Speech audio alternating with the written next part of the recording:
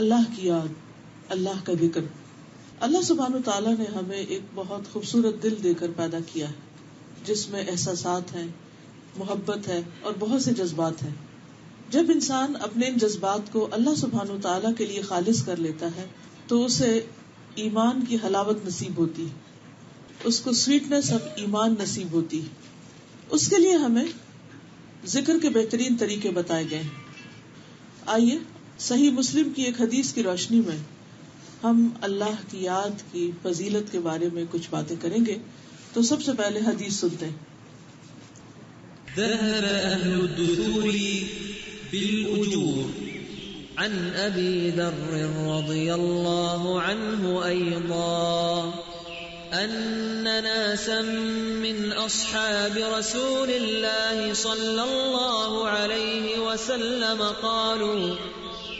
قالوا للنبي صلى الله عليه وسلم يا رسول الله ذهب أهل الدثور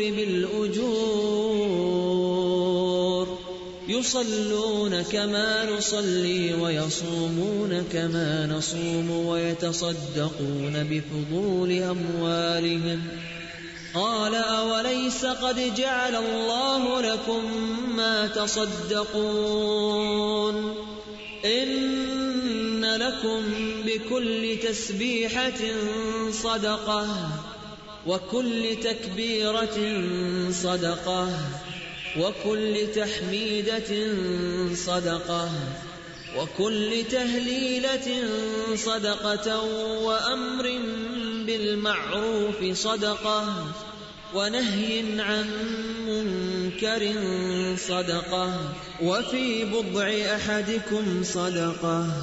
قالوا يا رسول الله أيأتي أحدنا شهوته ويكون له فيها أجر؟ قال أرأيتم لو وضعها في حرام أكان عليه وزر؟ فكذلك إذا وضعها في الحلال كان له أجر. ابو ذر رضی اللہ عنہ سے روایت ہے کہ رسول اللہ صلی اللہ علیہ وسلم کے ساتھیوں میں سے کچھ لوگوں نے نبی صلی اللہ علیہ وسلم سے عرض کیا، اے اللہ کے رسول، مالدار لوگ سارا ثواب لے گئے. وہ نماز پڑھتے ہیں جیسا کہ ہم نماز پڑھتے ہیں، وہ ہماری طرح روزہ رکھتے ہیں اور اپنے زائد اموال میں سے صدقہ کرتے ہیں. آپ نے فرمایا، کیا اللہ نے تمہارے لیے وہ چیز نہیں بنائی جس سے تمہیں بھی صدقے کا ثواب ہو؟ ہر تسبیح صدقہ ہے، ہر تکبیر صدقہ ہے، ہر تعریفی کلمہ یعنی حمد و ثنا اللہ تعالیٰ کی الحمدللہ کہنا صدقہ ہے، اور لا الہ الا اللہ کہنا بھی صدقہ ہے، اور نیکی کا حکم کرنا صدقہ ہے، اور برائی سے منع کرنا صدقہ ہے. تمہارے ہر ایک کی شرمگاہ میں صدقہ ہے. صحابہ نے عرض کیا، اے اللہ کے رسول صلی اللہ علیہ وسلم، ہم میں سے کوئی اپنی شہوت پوری کرے تو اس میں بھی اس کے لیے ثواب ہے. فرمایا، کیا تم دیکھتے نہیں اگر وہ اسے حرام جگہ استعمال کرتا تو وہ اس کے لیے گناہ کا باعث ہوتا، اسی طرح اگر وہ اسے حلال جگہ استعمال کرے تو اس پر اس کو ثواب حاصل ہوگا. ایک اور روایت میں آتا ہے، ابو ہریرہ رضی اللہ عنہ کہتے ہیں کہ فقراء صحابہ نبی صلی اللہ علیہ وسلم کی خدمت میں حاضر ہوئے اور کہا کہ امیر لوگ بلند درجات اور ہمیشہ رہنے والی جنت حاصل کر گئے. جس طرح ہم نماز پڑھتے ہیں وہ بھی پڑھتے ہیں، جیسے ہم روزے رکھتے ہیں وہ بھی رکھتے ہیں، لیکن مال و دولت کی وجہ سے انہیں ہم پر فوقیت حاصل ہے کہ اس وجہ سے وہ حج کرتے ہیں، عمرہ کرتے ہیں، جہاد کرتے ہیں، صدقہ دیتے ہیں، اور ہم محتاجی کی وجہ سے ان کاموں کو نہیں کر پاتے.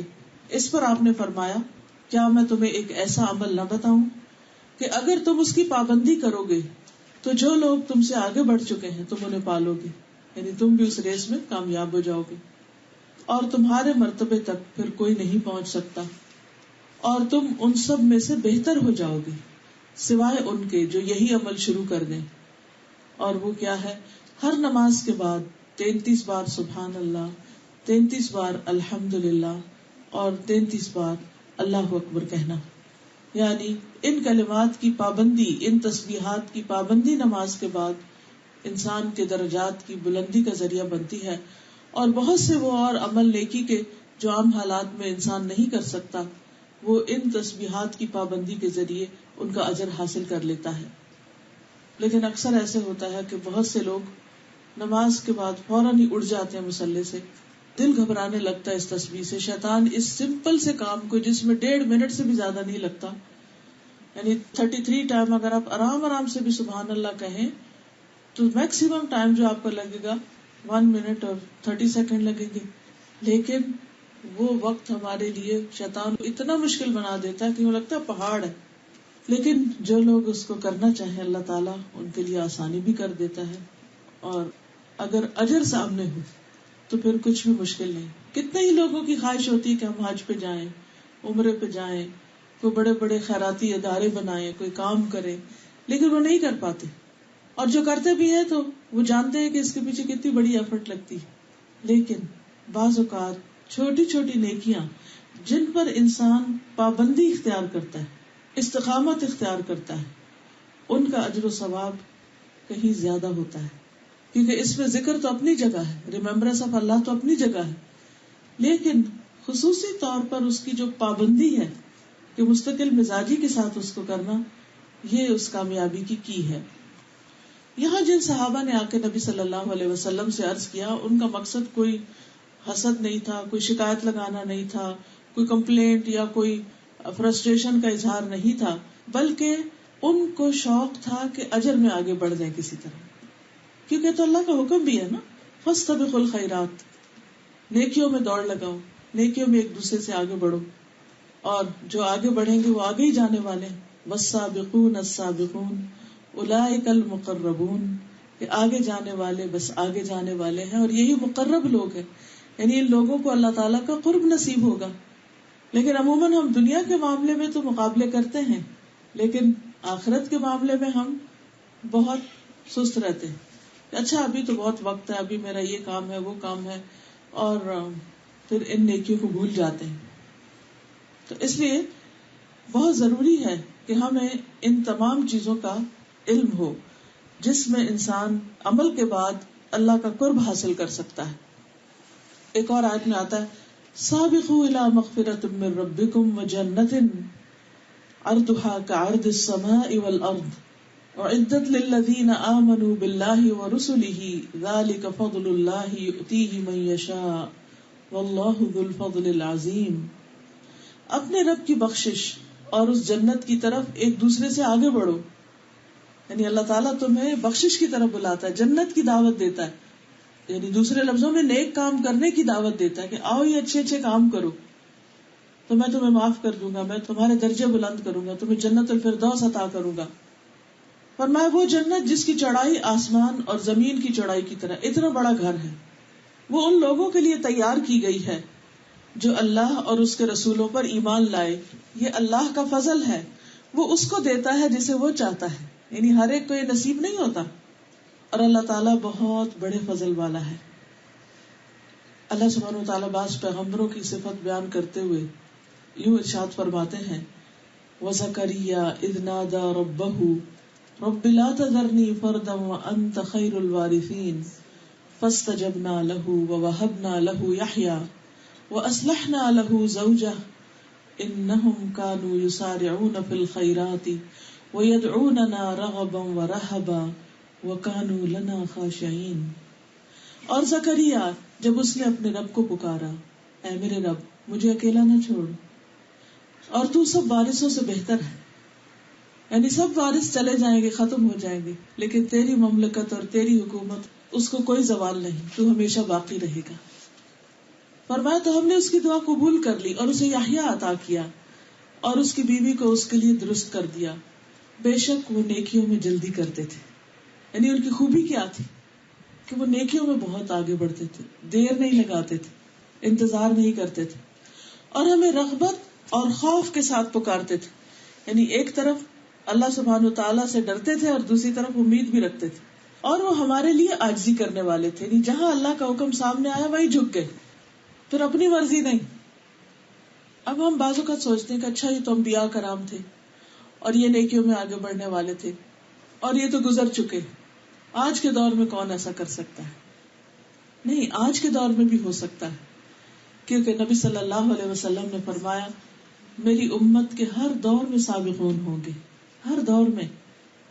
تو آج کا دور خواہ کتنی ہی خرابیوں کا اور برائیوں اور فساد کا، لیکن آج بھی ایسے لوگ موجود ہیں کہ جو نیکی کے کاموں میں سستی نہیں کرتے، وہ دوڑ دوڑ کر بھاگ بھاگ کر آگے جاتے ہیں اور اپنے رب کو راضی کرتے ہیں. نماز کا معاملہ ہو یا قرآن پڑھنے کا معاملہ ہو یا دین کی باتیں سیکھنے کا معاملہ ہو یا کسی غریب کی مدد کا معاملہ ہو یا ذکر اذکار کا معاملہ ہو، وہ فوراً اللہ سبحانہ وتعالیٰ کی طرف بڑھتے ہیں. اور یہاں خاص طور پر نیکیوں میں آگے بڑھنے کے لیے صدقے کا حکم دیا گیا. صدقے سے عام طور پر ہم کیا سمجھتے ہیں؟ مال خرچ کرنا، کسی کو کھانا کھلانا یا کسی کو کپڑا دینا. لیکن صدقہ صرف کھانا کپڑا نہیں ہوتا، بلکہ اور نیکی کے کاموں کو بھی صدقہ کہا جاتا ہے. اب یہاں اس حدیث میں کیا فرمایا؟ ان بکل تسبیحۃ صدقہ، یعنی جب آپ کہیں گے سبحان اللہ تو یہ بھی صدقہ ہے، اور جب آپ اللہ اکبر کہیں گے تو صدقہ ہے، جب آپ الحمدللہ کہیں گے تو یہ بھی صدقہ، جب آپ لا الہ الا اللہ کہیں گے تو یہ بھی صدقہ ہے. وَأَمْرٌ بِالْمَعْرُوفِ وَنَهْيٌ عَنِ الْمُنْكَرِ صدقہ، نیکی کا حکم دینا اور برائی سے روکنا، یعنی کسی کو اچھی بات بتانا اور کوئی غلط کر رہا ہو تو اس کو روکنا کہ بھئی یہ نہ کرو، یہ تمہارے لیے نقصان دہ ہے، یہ بھی صدقہ ہے. تو نبی صلی اللہ علیہ وسلم نے فقراء مسلمانوں کو حکم دیا کہ جن اوقات میں مالدار لوگ مال کمانے میں اور مال خرچ کرنے میں لگے رہتے ہیں، ان اوقات میں تم اللہ کا ذکر کثرت سے کرو. کیونکہ آپ نے دیکھا ہوگا کہ بہت سے لوگ جو دنیا کمانے میں لگے ہوتے ہیں، خواہ وہ بعد میں صدقہ کریں، لیکن ان کو نہ ڈھنگ سے نماز پڑھنے کی ہمت ہوتی اور نہ ہی نماز کے بعد بیٹھ کے تفصیل سے ذکر کرنے کی، کیونکہ ان کو ہر وقت ہری ہوتی، جلدی ہوتی. تو یہاں پر نبی صلی اللہ علیہ وسلم نے ایسے لوگوں کو وہ کام سکھایا جو ان کے کرنے کا تھا یا وہ آسانی سے کر سکتے تھے. پھر آپ یہ بھی دیکھیں کہ سارا دن کرنے کی بات نہیں کی گئی، بلکہ ہر نماز کے بعد ان اذکار کی پابندی کی بات کی گئی، اور اتنا کرنا تو سب کے لیے آسان ہے. پھر اسی طرح آپ دیکھیں کہ جہاں تک صدقہ کا تعلق ہے تو اس کے اور بھی بہت سے طریقے ہیں جو اس حدیث میں بھی بیان ہوئے اور دیگر احادیث سے بھی ہمیں پتہ چلتے ہیں. ابو ذر کہتے ہیں نبی صلی اللہ علیہ وسلم نے فرمایا تم میں سے ہر ایک کے اس پر صبح کے وقت صدقہ لازم ہے.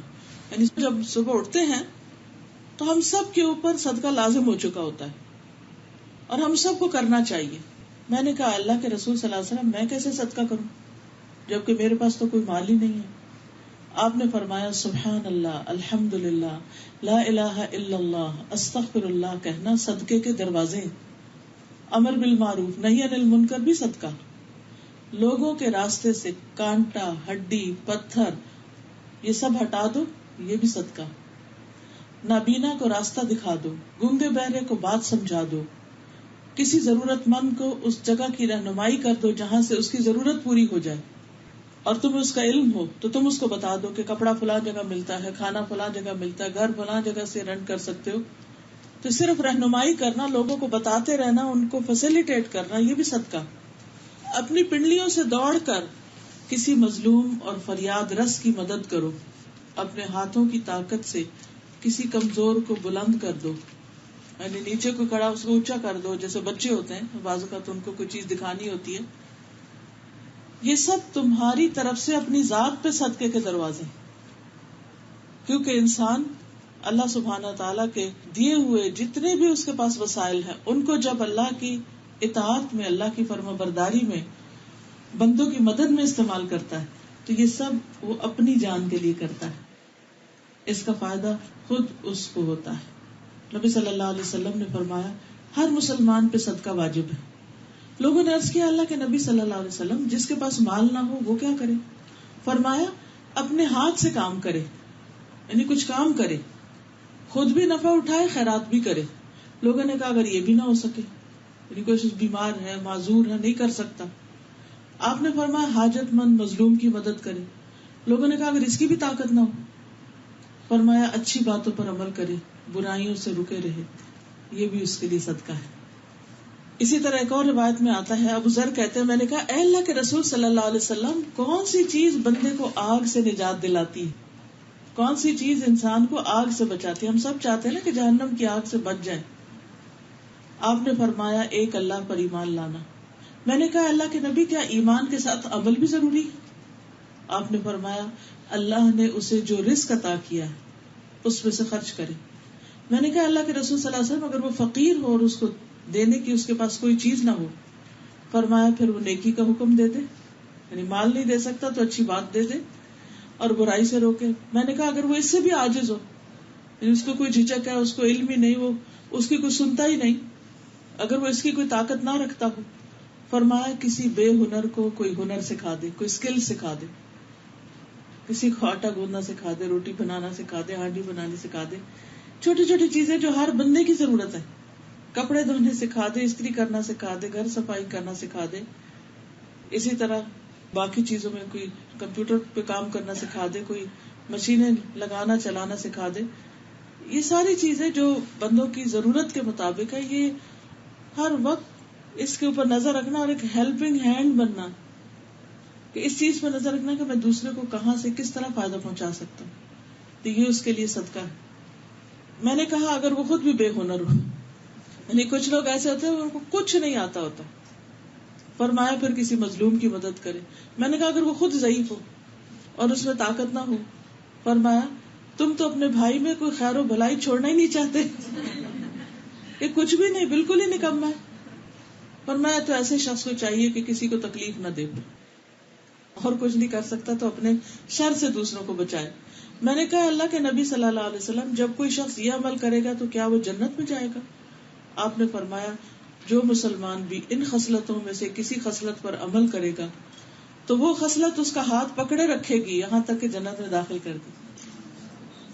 یعنی بس ہونا یہ چاہیے کہ بندوں پر احسان نہ جتائے، خوشی کے ساتھ آگے بڑھ کر دوسروں کی مدد کرنے والا، دوسروں کے کام کرنے والا.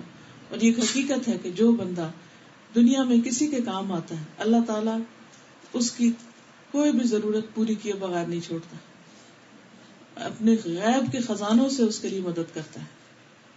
کیونکہ جب بندہ دوسروں کی مدد میں ہوتا ہے تو اللہ تعالیٰ اس کی مدد میں ہوتا ہے. بس خود غرضی کی زندگی سے نکل آنا چاہیے، صرف اپنی ذات، اپنا گھر، اپنے بچے، اپنا آپ، صرف یہ نہیں سوچنا چاہیے. سب کے لیے دل میں خیر اور بھلائی ہونی چاہیے، سب کے کام آنے کی فکر ہونی چاہیے.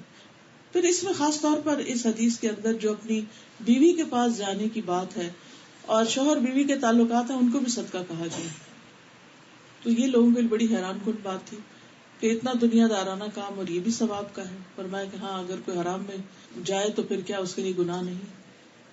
کہاں اگر کوئی حلال میں جائے تو کوئی بھی چیز حلال استعمال کرنا جو ہے وہ ثواب کا باعث ہے. قرآن مجید میں اللہ سبحانہ وتعالی مومنین کے لیے خوشخبری سناتے ہیں. قد افلح المؤمنون الذين هم في صلاتهم خاشعون والذين هم عن اللغو معرضون والذين هم للزكاة فاعلون والذين هم لفروجهم حافظون إلا على أزواجهم أو ما ملكت أيمانهم فإنهم غير ملومين فمن ابتغى وراء ذلك فأولئك هم العادون والذين هم لأماناتهم وعهدهم راعون والذين هم على صلاتهم يحافظون أولئك هم الوارثون الذين يرثون الفردوس هم فيها خالدون. یقیناً کامیاب ہو گئے مومن وہی جو اپنی نماز میں عاجزی کرنے والے ہیں، وہی جو لغو کاموں سے منہ موڑنے والے ہیں، وہی جو زکوٰۃ ادا کرنے والے ہیں، وہی جو اپنی شرم گاہوں کی حفاظت کرنے والے ہیں مگر اپنی بیویوں یا ان عورتوں کے جن کے مالک ان کے دائیں ہاتھ بنے، بلا شبہ وہ ملامت کیے ہوئے نہیں. پھر جو اس کے سوا کچھ اور تلاش کرے تو وہی لوگ حد سے بڑھنے والے ہیں. اور وہی جو اپنی امانتوں کا پاس رکھتے ہیں اور اپنے عہد کا لحاظ رکھتے ہیں، اور وہی جو اپنی نمازوں کی حفاظت کرتے ہیں، یہی لوگ ہیں جو وارث ہیں، جو فردوس کے وارث ہوں گے اور اس میں ہمیشہ رہنے والے. تو اس میں آپ دیکھیے کہ ایک طرف نماز کا ذکر ہے کہ اس کے اندر خشوع، دوسری طرف لغو اور فضول باتوں اور فضول کاموں، بیکار چیزوں سے بچنے کی بات کی گئی، پھر پاکیزگی اختیار کرنے کی، زکوٰۃ دینے کی، پھر اپنی شرمگاہوں کی حفاظت کی. یعنی اگر کوئی جنت میں جانا چاہتا ہے تو اسے حلال طریقے سے اپنی خواہشات پوری کرنی ہوگی اور حرام سے بچنا ہوگا. اور پھر امانت اور عہد کا پاس رکھنا، نمازوں کی حفاظت کرنا، تو یہی لوگ جنت کے وارث ہیں. اور صرف عام جنت نہیں، جنت الفردوس میں جانے والے ہیں، اعلیٰ درجے کے کامیاب لوگ ہیں جن کی یہ ٹریٹس ہے. تو ان آیات سے بھی پتہ چلتا ہے کہ شوہر بیوی کا جو حلال تعلق ہے وہ انسان کی کامیابی کا ذریعہ ہے، کیونکہ کسی بھی طرح حرام کی طرف جانا انسان کے لیے سراسر نقصان دہ ہے. پھر عمل بالمعروف اور نہی عن المنکر. نبی صلی اللہ علیہ وسلم کی جو خوبی بیان کی گئی قرآن مجید میں وہ کیا ہے؟ یأمرہم بالمعروف وینہاہم عن المنکر، کہ وہ نیکی کا حکم دیتے ہیں اور برائی سے روکتے ہیں. امت محمدیہ کے فرائض میں سے ہے کیا؟ یأمرون بالمعروف وینہون عن المنکر، کہ وہ نیکی کی دعوت دیتے ہیں اور برائی سے روکتے ہیں. اہل ایمان کی صفت ہے، مردوں اور عورتوں دونوں کی. والمؤمنون والمؤمنات بعضهم اولیاء بعض یأمرون بالمعروف وینہون عن المنکر. مومن مرد اور مومن عورتیں ان کے بعض کے دوست ہیں، نیکی کا حکم دیتے ہیں اور برائی سے منع کرتے ہیں. تو بہرحال یہ اسلام کا ایک بہت ہی اہم حصہ ہے کہ ایک تو انسان اپنی ذاتی زندگی میں اپنی عبادت اور اپنے نیکی کے کاموں کا فکر کرے، لیکن دوسری طرف دوسرے کو بھی بتائے، اچھی باتیں شیئر کرے، اور اگر کہیں بھی کوئی خرابی دیکھے تو آنکھ بند کر کے نہ گزر جائے بلکہ اس کی اصلاح کرے، دوسرے کو بتائے کہ دیکھو یہ غلط بات ہے، یہ نہیں کرو. نبی صلی اللہ علیہ وسلم نے فرمایا اسلام کے 8 حصے ہیں. اسلام ایک حصہ، نماز ایک حصہ، زکوٰۃ ایک حصہ، روزہ ایک حصہ، حج بیت اللہ ایک حصہ، امر بالمعروف ایک حصہ، نہی عن المنکر ایک حصہ، جہاد فی سبیل اللہ ایک حصہ. وہ شخص ناکام اور نامراد ہوا جس کے لیے کوئی بھی حصہ نہ ہو، یعنی جس نے کچھ بھی نہ کیا، تو پھر وہ کامیاب کیسے ہو سکتا ہے؟ اور ویسے بھی آپ دیکھیں کہ منکر سے روکنا جو ہے یہ ایمان کا حصہ ہے، ایمان میں سے ہے. اگر کوئی شخص ہاتھ سے روک سکتا ہو کسی کو، مطلب کوئی کسی پہ ظلم ڈال رہا ہے تو اس کو پکڑے، اسے روکے. اگر وہ اس کو نہیں روک سکتا تو کیا کرے؟ زبان سے روکے. زبان سے نہیں روک سکتا تو اسے برا جانے، دوسرے کسی کو بتایا کہ وہ ظلم کو روکے. لیکن اگر کوئی شخص اس میں سے کسی بھی چیز کا خیال نہیں کرتا تو یہ اس کے لیے ایمان کی کمزوری، بلکہ ایمان کی بعض جگہوں پر تو آیا کہ اس میں تو پھر ذرے برابر بھی ایمان نہیں جو برائی کو برا نہ جانے.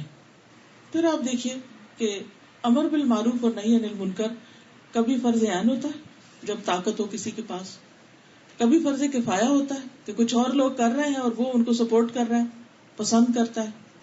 لیکن اس کی کچھ شرائط ہیں. سب سے پہلی بات یہ کہ خود پتہ ہو کہ کیا معروف ہے اور کیا منکر ہے. ایسا نہ ہو آپ لوگوں کو کسی برے کام کی دعوت دینے لگ جائیں، کسی بدعت کی طرف بلانے لگ جائیں، یا کسی شک والی چیز کی طرف بلانے لگے. تو سب سے پہلا کام کیا؟ علم حاصل کرنا. تو عزیز بہنوں، آپ خوش قسمت ہیں کہ جن کو اللہ نے توفیق دی ہے کہ وہ اپنی زندگی کے باقی سارے کام کاج میں سے تھوڑا سا وقت نکال کے قرآن کی تعلیم حاصل کر رہے ہیں، دین سیکھ رہے ہیں. تو اللہ تعالیٰ آپ لوگوں کو یہ مبارک کرے اور اس میں اور خیر و برکت ڈالے اور اس میں آگے بڑھائے، کیونکہ جب علم آتا ہے تو ہی عمل کے دروازے کھلتے ہیں. اگر یہ پتہ ہی نہ ہو کہ کرنا کیا، کدھر جانا ہے، تو آپ کہاں جائیں گے؟ کس دروازے میں؟ ایسے ہی ادھر ادھر اندھیرے میں ہاتھ پاؤں مارتے رہیں گے. تو امر بالمعروف کا بلند مرتبہ اور اجر بھی انسان اسی وقت حاصل کر سکتا ہے جب وہ جانے، علم حاصل کرے کہ معروف کیا ہے اور منکر کیا ہے. پھر اسی طرح آپ دیکھیں کہ جس چیز کا حکم دیا جا رہا ہے اس کے بارے میں یقینی علم حاصل کر کے اس کو میک شور کرے کہ ہاں یہ بالکل ٹھیک بات بتا رہا ہوں. بعض اوقات آپ کے ذہن میں کچھ باتیں ہوتی ہیں، یادداشت میں ہوتی ہیں، کبھی انسان کو کچھ یاد ہوتا ہے، کبھی نہیں یاد ہوتا، تو وہ آدھی کچھ بات کو آدھی کچھ ادھر سے ادھر ملا لی، تو یہ بھی طریقہ ٹھیک نہیں.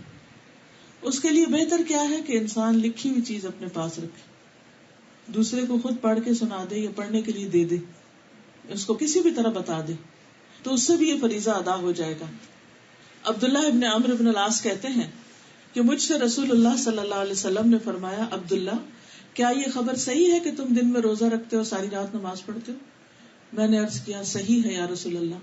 آپ نے فرمایا ایسا نہ کرو، روزہ بھی رکھو اور روزے کے بغیر بھی رہو، نماز بھی پڑھو اور سویا بھی کرو، کیونکہ تمہارے جسم کا بھی تم پر حق ہے، آنکھوں کا بھی حق ہے، بیوی کا بھی حق ہے، اور تم سے ملاقات کرنے والوں کا بھی تم پر حق ہے.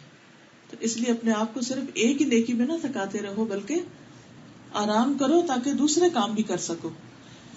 تو یہ بھی ایک امر بالمعروف اور نہیں، یعنی کہ نہی عن المنکر کا ایک طریقہ ہے، کیونکہ نہی عن المنکر اس میں کیا ہے کہ دوسروں کے حقوق نہ دینا.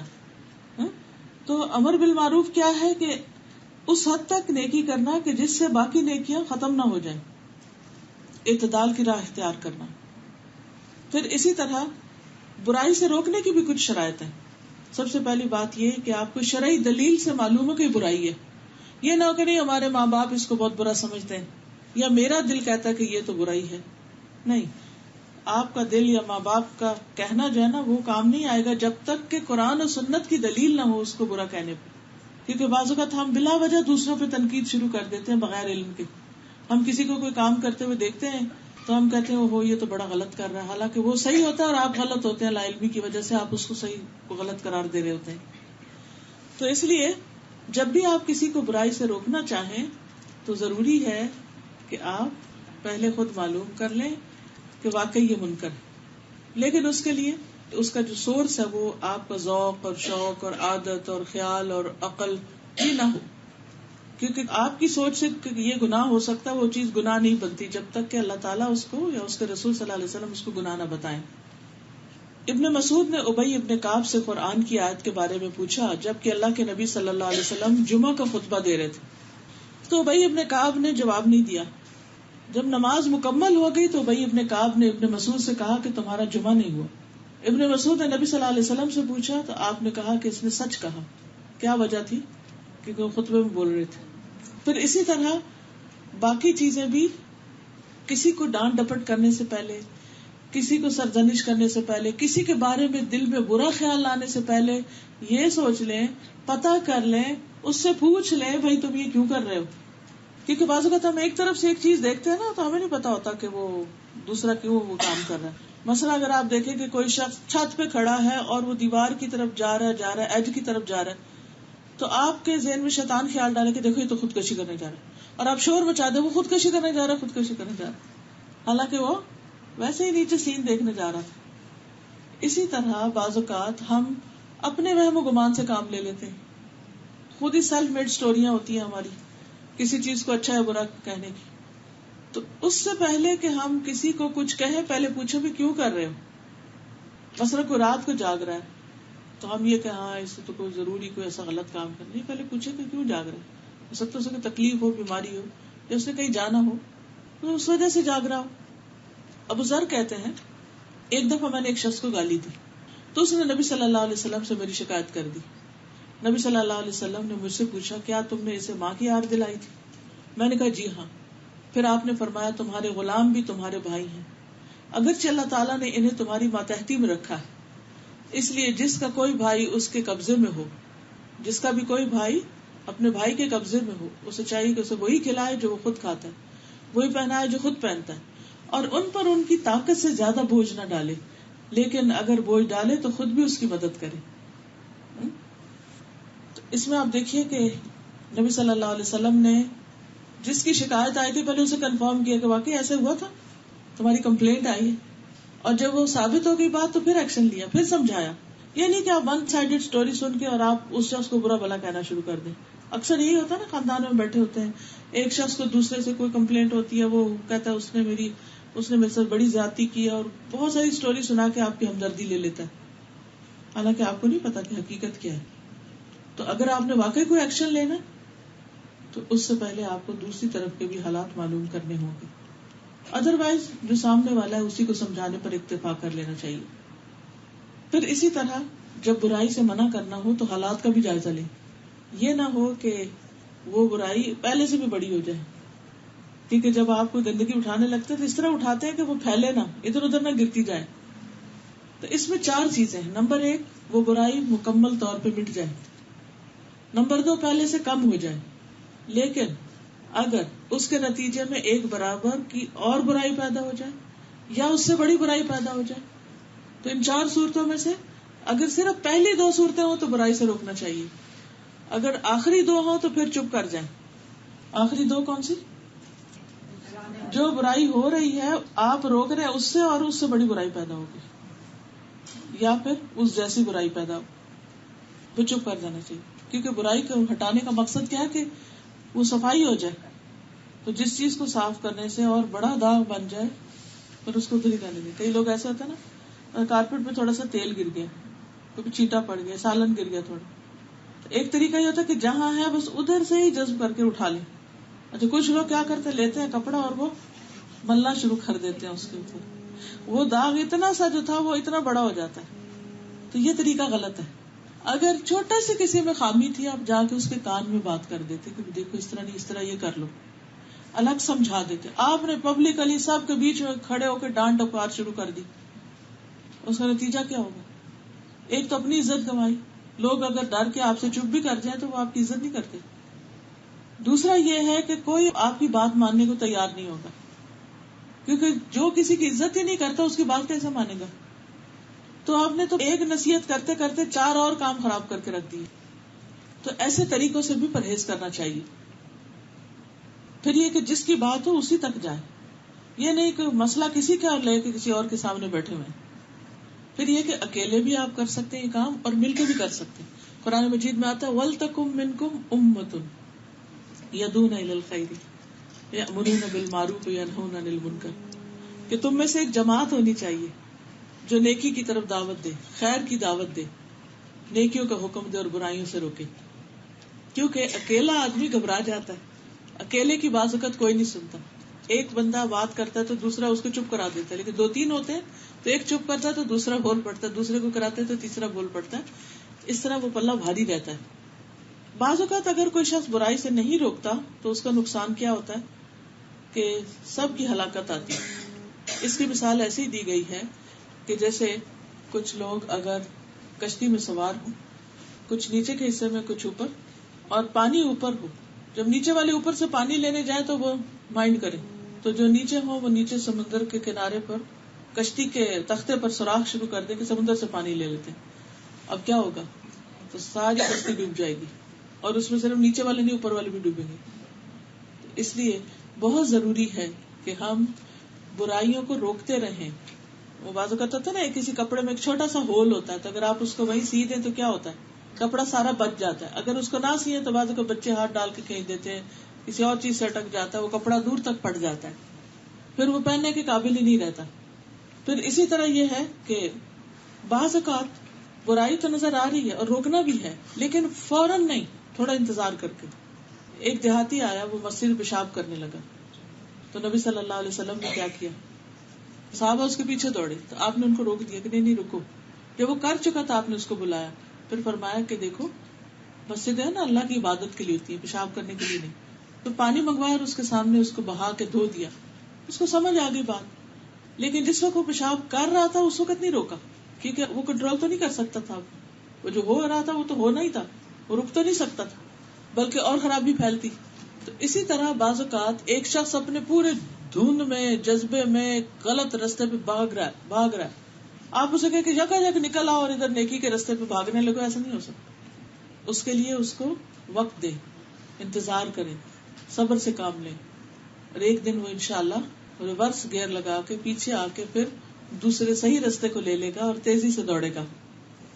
پھر اسی طرح اگر آپ کو کسی کے شر سے ڈر ہے کہ آپ نے اسے کچھ کہہ دیا تو وہ تو آپ کی جان کا دشمن بن جائے گا. بعض لوگ خاندانوں میں ایسے ہوتے ہیں نا کہ ہوتے ظالم ہیں، اور اگر آپ ان کو روکیں تو آپ کے بس کی بات نہیں، کیونکہ آپ کنٹرول نہیں کر سکتے ان کو. وہ پلٹ کے آپ پہ ایسا وار کریں گے کہ جس سے آپ کی جان خطرے میں پڑ جائے. تو اس سے بھی انسان کو احتیاط برتنی چاہیے. پھر اسی طرح یہ ہے کہ سمجھانے کے بعد خاموشی اختیار کرنی چاہیے. اچھا کچھ لوگ کیا کرتے ہیں، ایک دفعہ سمجھاتے ہیں، نئی باز ہے، پھر پیچھے پڑ جاتے ہیں، پھر پیچھے. ٹھیک ہے، سمجھائیں ضرور اچھے طریقے سے، ایک کے بجائے دوسرا طریقہ اختیار کریں، لیکن یہ نہیں کہ پھر آپ سر پہ سوار کر لیں اس کو. کچھ روز پہلے خاتون میرے پاس آئی تو کہنے لگی کہ میرے شوہر بہت اچھے ہیں، یہ بھی دیتے ہیں مجھے، یہ بھی کرتے ہیں، یہ بھی کرتے ہیں، ہر چیز کرتے ہیں، اور بچوں کو بھی، مجھے بھی قرآن پڑھنے سے نہیں روکتے، ساری سہولتیں، ہر چیزیں، لیکن وہ خود قرآن نہیں پڑھتے اور مجھے بڑی تکلیف ہوتی ہے. اور وہ وہاں رونا بھی شروع ہو گئی، اور پھر بار بار یہ کہیں وہ قرآن نہیں پڑھتے، وہ قرآن نہیں پڑھتے. میں نے کہا شکر نہیں کرتی آپ کہ آپ کو نہیں کچھ کہتے، اس پر شکر ادا کریں. آپ نے اپنی زندگی کو میزریبل بنایا ہوا صرف اس لیے. میں نے کہا ہو سکتا ہے وہ دفتر میں جا کے پڑھتے ہو سکتا ہے وہ راستے میں پڑھتے ہو سکتا ہے وہ مسجد میں پڑھ کے آ جاتے ہوں. تو بعض اوقات ہم خواتین کی عادت کیا ہوتی ہے کہ بس کوئی ایک بات پکڑ لیتے اور ساری نعمتوں کو ہم غرق کر دیتے، اسی پہ رونا دھونا مچائے رکھتے. مثلا ایک بچہ بگڑا ہوا ہے، اس کے پیچھے اتنا رونا دھونا کریں گے کہ جو نیک بچے ہیں ان کی طرف توجہ ہی نہیں ہوگی. ایک فوت ہو گیا، اسی کے پیچھے زندگی کی نعمتیں حرام کر لیں گے، جو زندہ ان کی تربیت نہیں کریں گے. جو چیز ہاتھ سے چلی گئی اس پہ رونا دھونا جاری ہے، اور جو چیزیں ہاتھ میں ان کو استعمال ہی نہیں کر رہے، تو کس قدر ناسمجھی کی بات ہے. تو اس لیے جب کوئی برا کر رہا ہو آپ ایک دفعہ سمجھائیں اور دیکھیں کہ وہ بدتمیزی پہ اتر آیا تو چھوڑ دیں. یہ نہیں کہ آپ اس کے بال پکڑ لیں اور آپ اس کو لگانا شروع کر دیں کہ آپ کا کام کیا ہے. انما انت مذکر لست علیہم بمسیطر الا من تولی وکفر.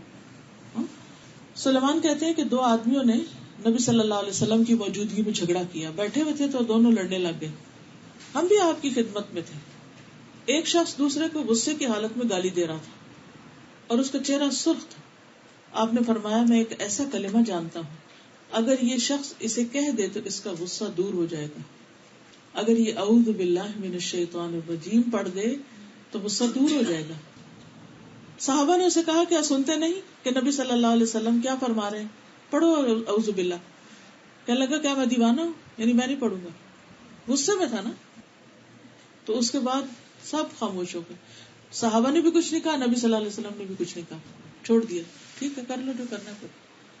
ایک شخص کو دیکھا آپ نے کہ وہ بخار میں ہے تو آپ نے فرمایا لا باس طہور انشاءاللہ، کوئی بات نہیں، یہ پاکی کا ذریعہ ہوگا. کہنے لگا نہیں یہ تو بوڑھے کے اوپر آ گیا بخار جو اسے قبر میں لے کے ہی اترے گا. آپ نے فرمایا اچھا پھر ایسا تو ایسا ہی ہوگا، اور وہ شخص اسی بخار میں مر گیا. تو بعض اوقات ہم اپنی زبان سے منفی باتیں نکالتے ہیں، نہیں نہیں تمہیں کیا پتا یہ تو ویسا ہی ہوگا، اور وہ ویسے ہی ہو جاتا ہے. کبھی بھی زبان سے منفی بات نہ نکالیں، اور اگر کوئی بھول کے نکل جائے تو پھر کثرت سے توبہ کریں، صدقہ کریں، نیک کام کریں، دوسروں کی بھلائی کے کام کریں تاکہ وہ اس کے داغ مٹ جائیں. کبھی کوئی ہمیں نصیحت کر رہا ہو کہتے ہاں میں تو یہ تو کرتی ہوں، اچھا کوئی کہے کہ اچھا ایسا نہیں، کوئی مشورہ دے کہ نہیں اس کا کوئی فائدہ نہیں. حالانکہ بعض اوقات وہی چیز جس کو ہم حقیقت سمجھ رہے تھے وہی فائدہ دیتی ہے. تو ہمیں دوسروں کی رائے کو، دوسروں کی بات کو، دوسروں کی جو مشورہ ہوتا ہے اس کو توجہ سے سننا چاہیے، غور سے سننا چاہیے، صبر سے سننا چاہیے، اس کو انالائز کرنا چاہیے. صرف اپنے پرسپشن وہم و گمان کی بنیاد پر دوسرے کو فوراً شن کرا کے چپ کرا کے ریجیکٹ کر کے برا بھلا نہیں کہنا چاہیے. پہلے معاملے کو اچھی طرح سمجھے. اگر آپ نے امر بالمعروف کرنا ہے یا نہیں انل منکر کرنا ہے تو لوگوں کے نام نہ رکھیں.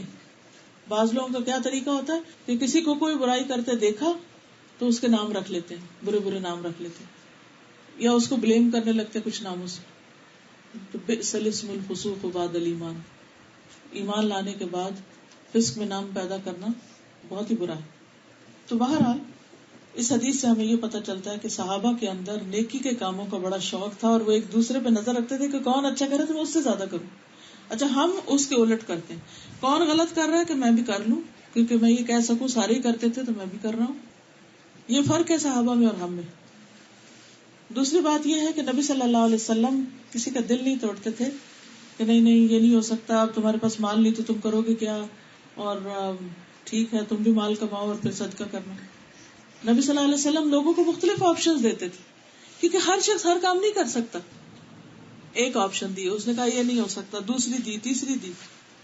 پھر اسی طرح بعض نیکیاں مال سے کمائی جاتی ہیں، بعض نیکیاں بدن سے کمائی جاتی ہیں.